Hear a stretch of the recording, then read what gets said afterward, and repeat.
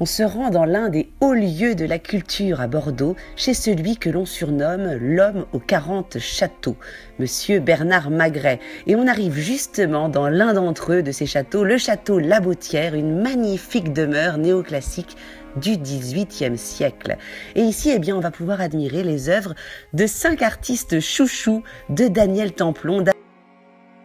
Daniel Templon, qui est un éminent galeriste français, d'ailleurs l'un des plus célèbres au monde. C'est à lui qu'on doit notamment la découverte en France d'Andy Warhol, de Keith Haring, Roy Lichtenstein ou encore Helmut Newton. Et des grands talents d'aujourd'hui, ici il va nous en présenter 5 dans cette exposition, un petit peu comme une palette représentative de la richesse de sa galerie, des artistes qui ont des parcours, des cultures, des univers très différents.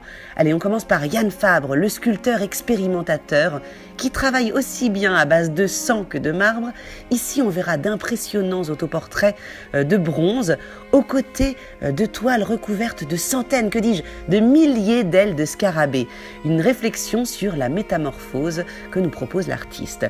Autre artiste, c'est Chiharu Shiota, une femme cette fois-ci, une artiste incroyable d'origine japonaise qui tisse des installations avec des kilomètres de fils, un petit peu comme des grottes autour desquelles on va pouvoir déambuler. Troisième artiste, Yu Mingjun, une icône de l'art contemporain chinois, sans doute d'ailleurs le plus connu. Son credo, c'est ce qu'on appelle le réalisme cynique, des œuvres monumentales qui coincent un peu avec leurs personnages hilars, dérangeants avec leur sourire inquiétant aux 1000 dents, un petit peu comme une caricature grotesque de l'uniformisation de nos sociétés actuelles.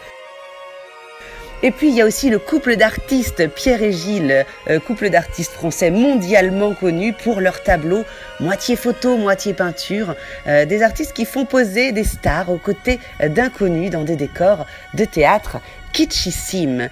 Dernier artiste, eh bien, c'est le français Philippe Cogniet, avec ses toiles floues, peintes non pas à la peinture classique, mais à la cire. Elles sont inspirées des paysages urbains qui nous interrogent sur le rôle de la peinture d'aujourd'hui, à une époque drivée, reconnaissons-le, par les nouvelles technologies. Très belle visite à vous.